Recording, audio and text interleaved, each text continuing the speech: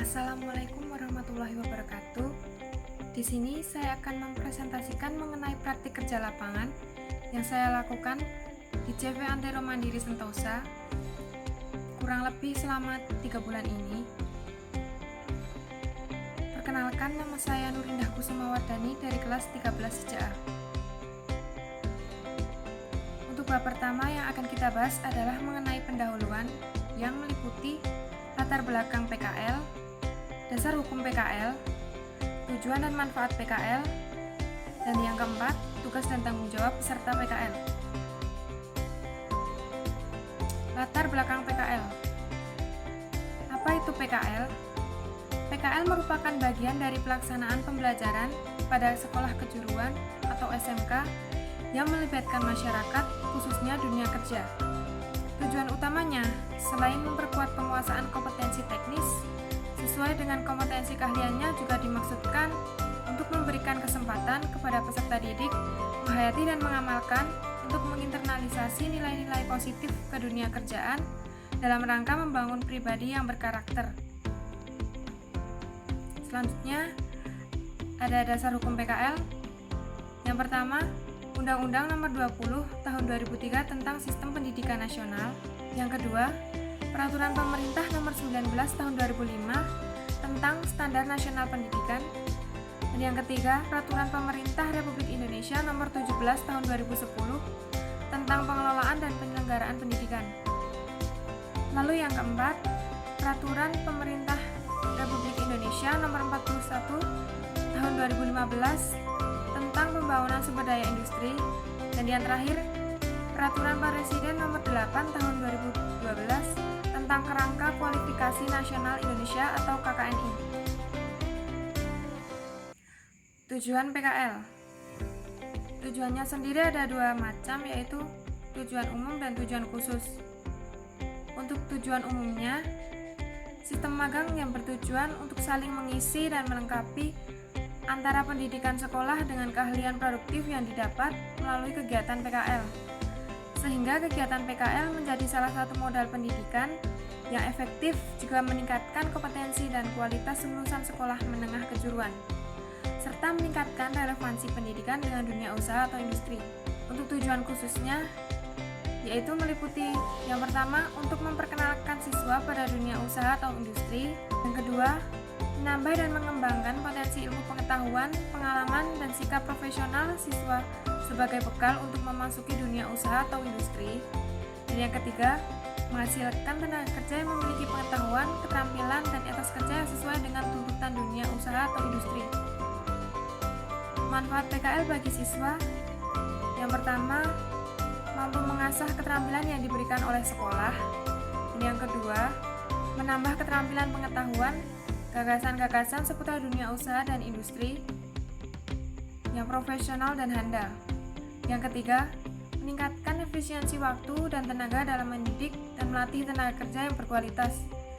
Yang keempat, membentuk pola pikir peserta didik agar terkonstruktif dengan baik serta memberikan pengalaman dalam dunia kerja. Manfaat PKL bagi sekolah, yaitu terjalinnya hubungan kerjasama yang saling menguntungkan antara sekolah dengan dunia usaha atau industri, meningkatkan kualitas lulusan melalui pengalaman kerja selama PKL di dunia usaha atau industri, meningkatkan citra sekolah, dan mengembangkan program sekolah melalui sinkronisasi kurikulum, proses pembelajaran, teaching factory, dan pengembangan sarana dan prasarana praktik berdasarkan hasil pengamatan di tempat PKL. Dan untuk manfaat bagi perusahaan, yang pertama, meningkatkan citra positif dunia usaha atau industri sebagai bentuk implementasi program pendidikan pemerintah. Yang kedua, adanya masukan yang positif dan konstruktif dari SMK untuk perkembangan dunia usaha atau industri. Yang ketiga, dunia usaha atau industri dapat mengembangkan proses dan atau produk melalui optimalisasi peserta PKL. Dan yang terakhir, dunia usaha atau industri mendapatkan calon tenaga kerja yang berkualitas sesuai dengan kebutuhannya. Adapun tugas dan tanggung jawab peserta PKL adalah 1. Menjaga nama baik alma mater sekolah. Yang kedua, Laksanakan kegiatan PKL selama 6 bulan sebagai salah satu syarat kelulusan. Yang ketiga, mentaati peraturan dan tata tertib yang berlaku di sekolah maupun di dunia usaha atau industri. Yang keempat, mematuhi instruksi atau petunjuk yang diberikan oleh pembimbing. Bab 2. Keadaan umum perusahaan. Yang pertama ada sejarah singkat perusahaan. Yang kedua, struktur organisasi. Yang ketiga, tugas dan tanggung jawab personal perusahaan. Yang keempat, peraturan perusahaan. Yang kelima, tata tertib perusahaan. Yang keenam, kesehatan dan keselamatan kerja. Dan yang terakhir, tentang rekrutmen karyawan. Kita masuk tentang sejarah singkat perusahaan. CV Antero Mandiri Sentosa merupakan perusahaan yang bergerak di bidang pendidikan dan penjualan barang dan jasa yang resmi berdiri pada bulan Juni 2009 sebagai usaha rental mobil dan jasa pengembang perumahan. Seiring berjalannya waktu, arah perusahaan berubah dan memiliki 3 program yang menjadi tolak ukur usahanya. Yang pertama adalah Event Tour Organizer. EduTour sendiri bergerak dalam hal edukasi, tur dan seminar, baik domestik maupun internasional. Yang kedua, Ceria Bocah Indonesia berfokus dalam hal perkembangan anak, peningkatan mutu pendidik, dan sarana pendidikan. Yang ketiga, Lois Batik bergerak dalam bidang usaha pembuatan dan produksi batik printing, batik cap, dan batik tulis. Kita masuk struktur organisasi perusahaan. CV Antero Mandiri Sentosa sendiri dipimpin oleh seorang direktur, yaitu Bapak Agus Soekarno. Dia memiliki 3 staf, diantaranya bagian akunting yaitu Eva Peggy Krismalasari, pada bagian produk dan marketing support oleh Oriza Sativa, dan pada bagian graphic design oleh Saudara Hafid Nur Fauzi. Adapun tugas dan tanggung jawab personal perusahaan, seorang direktur memiliki tugas dan tanggung jawab meliputi memimpin perusahaan dengan menerbitkan kebijakan-kebijakan perusahaan, lalu mengembangkan rencana strategis dengan mempelajari peluang teknologi dan keuangan. Tugas dan tanggung jawab personal perusahaan di bagian graphic design meliputi membuat desain logo perusahaan, membuat desain produk perusahaan, dan menciptakan brand perusahaan melalui media pengiklanan seperti brosur atau semacamnya.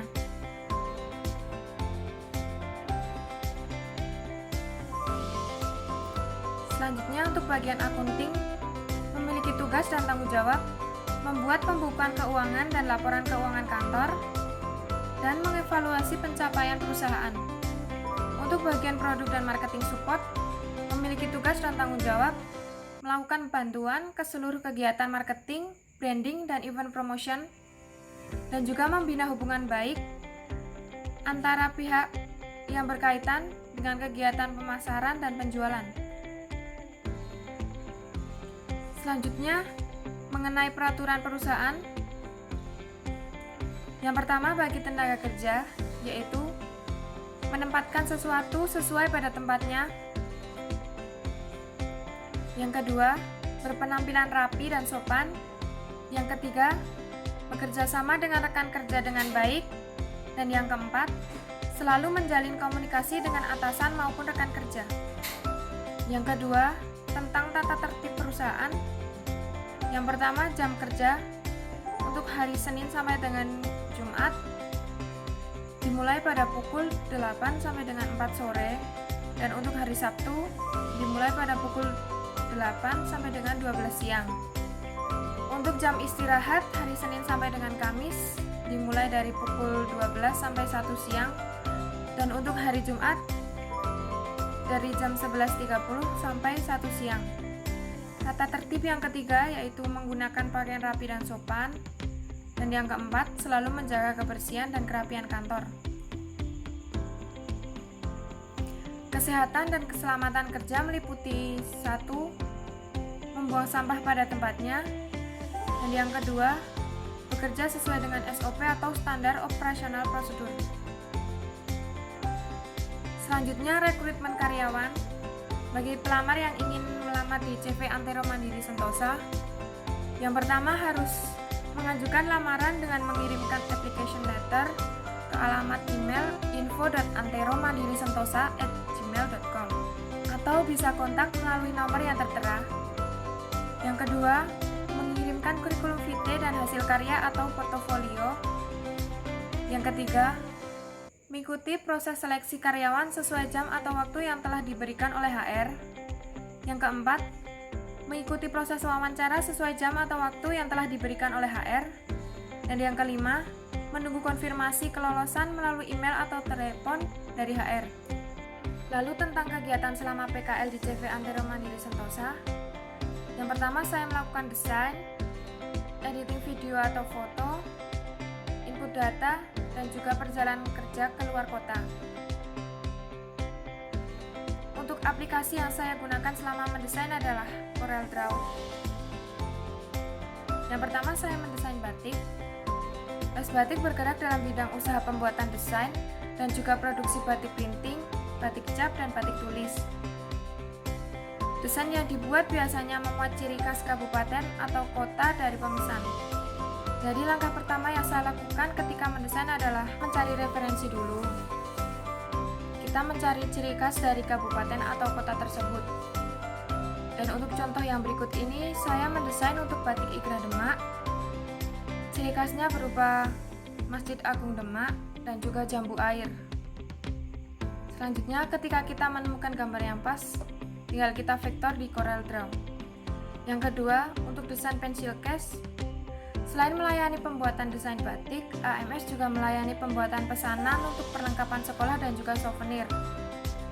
Untuk yang saya buat ini adalah desain pensil case.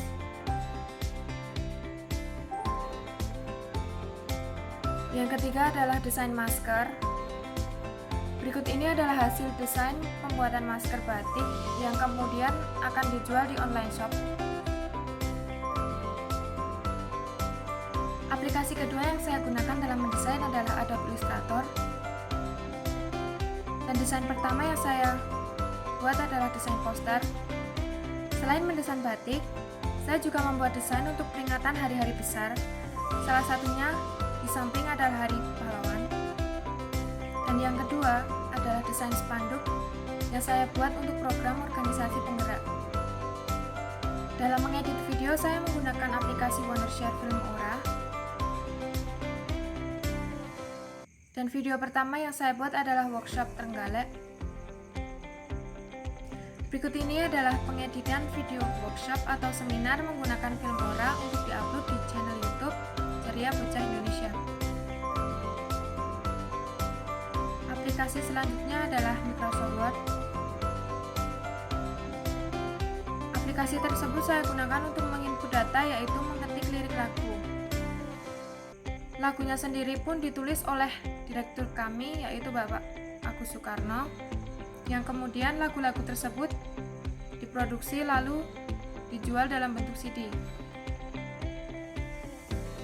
Untuk perjalanan kerja ke Blora, selain workshop atau seminar, AMS juga mengikuti kegiatan luar kota seperti menjadi panitia lomba desain motif batik yang diadakan di Blora kemarin pada tanggal 21 Oktober 2020.